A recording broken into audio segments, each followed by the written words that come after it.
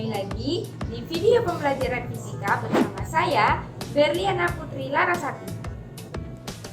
Ketika hujan turun, kita sering mendengar suara yang begitu keras dari atas langit.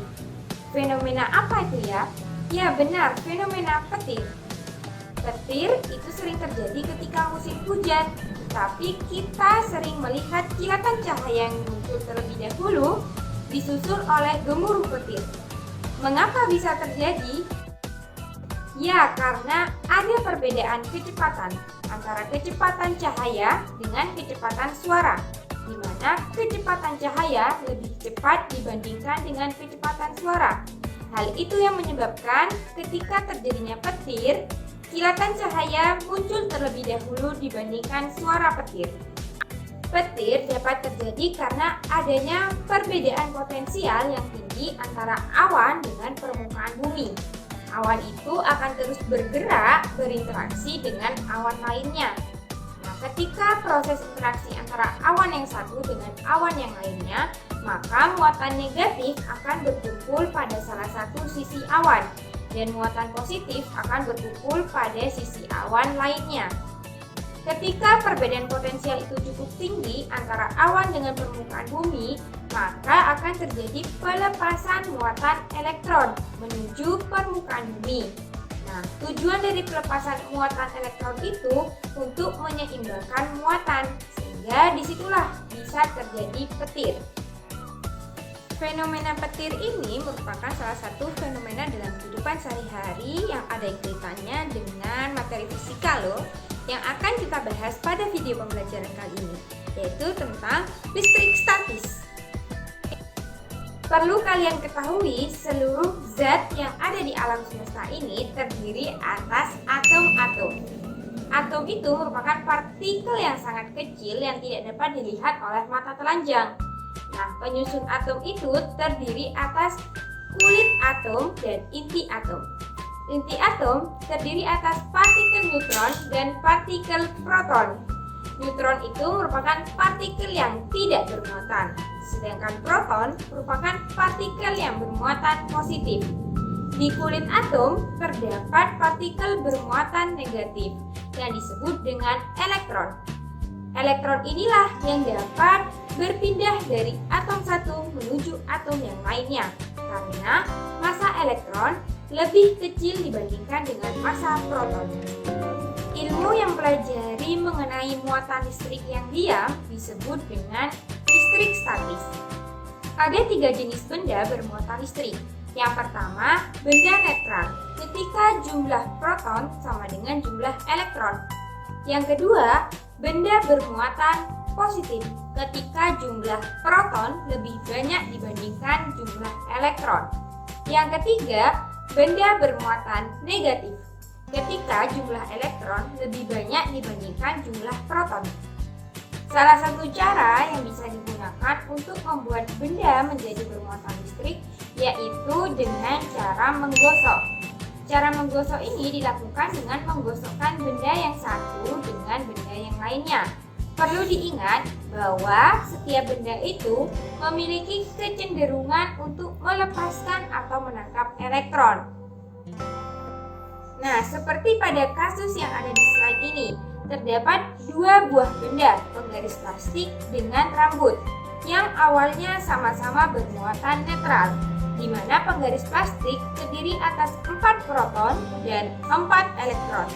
Begitu pula dengan rambut terdiri atas 5 proton dan 5 elektron, sehingga keduanya sama-sama bermuatan netral. Kemudian antara rambut dengan penggaris itu saling digosokkan, sehingga rambut itu memiliki kecenderungan untuk melepaskan elektron, sehingga penggaris plastik menjadi muatan negatif karena lebih banyak muatan elektronnya dibandingkan dengan muatan proton. Sedangkan rambut menjadi muatan positif karena jumlah protonnya lebih banyak dibandingkan jumlah elektron. Selanjutnya yaitu bagaimana ya interaksi antar muatan listrik.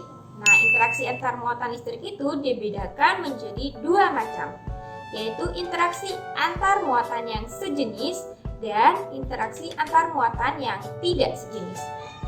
Pada interaksi muatan yang sejenis, maka akan terjadi interaksi yang saling tolak-menolak. Nah, misalnya saja terdapat muatan negatif dengan muatan negatif, maka kedua muatan tersebut akan saling tolak-menolak. Begitupun dengan muatan positif dan muatan positif. Karena muatannya sejenis, maka akan saling tolak-menolak juga. Nah, berbeda jika muatan yang satu, muatan positif, dan muatan yang kedua, muatan negatif, maka keduanya akan saling tarik-menarik.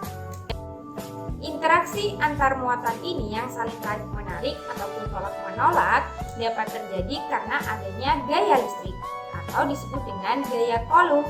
Nah, gaya Coulomb ini dituangkan dalam hukum Coulomb. Ditemukan oleh salah satu ilmuwan fisika bernama Charles de Coulomb yang menyatakan bahwa gaya listrik yaitu tarik-menarik ataupun tolak-menolak antara dua muatan sebanding dengan besar muatan listrik dan berbanding terbalik dengan kuadrat jarak pisah antar kedua muatan titik. Nah, secara matematis, gaya Coulomb itu bisa ditunjukkan seperti di slide ini ya, di mana F sama dengan K dikali Q1 Q2 per R kuadrat. F itu menyatakan gaya Coulomb dengan satuan Newton. Q1 dan Q2 merupakan muatan setiap partikel dengan satuan Coulomb. Sedangkan R merupakan jarak antar dua muatan tersebut dengan satuan meter. Dan K merupakan konstanta pembanding dengan nilai 9 kali 10 pangkat 9 Newton meter kuadrat per Coulomb kuadrat. Selanjutnya mengenai medan listrik. Medan listrik merupakan daerah, area, atau ruang di sekitar muatan yang dipengaruhi oleh gaya listrik. Terdapat 3 sifat medan listrik. Yang pertama yaitu arah garis medan listrik pada muatan positif mengarah keluar, sedangkan arah garis medan listrik pada muatan negatif mengarah ke dalam. Yang kedua, sifat medan listrik yaitu garis-garisnya tidak boleh saling berpotongan.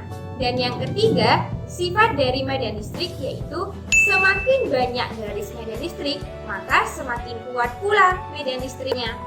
Secara matematis, kuat medan listrik dapat dinyatakan seperti slide ini ya. Nah, dari rumusan matematis tersebut diperoleh hubungan bahwa antara kuat medan listrik dengan muatan sumber itu saling berbanding lurus. Jadi semakin besar sumber muatan, maka semakin besar pula medan listrik yang terjadi. Nah, dan medan listrik itu berbanding terbalik dengan jarak suatu titik dari muatan sumber. Jadi semakin jauh jarak suatu titik dari muatan sumber, maka akan semakin lemah medan listriknya. Selanjutnya tentang flux listrik. Flux listrik merupakan jumlah garis gaya medan listrik yang menembus suatu bidang secara tegak lurus. Nah, secara matematis, flux listrik itu bisa dinyatakan dengan E dikalikan A, di mana E itu merupakan medan listrik dan A merupakan luas permukaan. Nah, bagaimana jika garis gaya itu tidak tegak lurus? Maka akan membentuk sudut theta.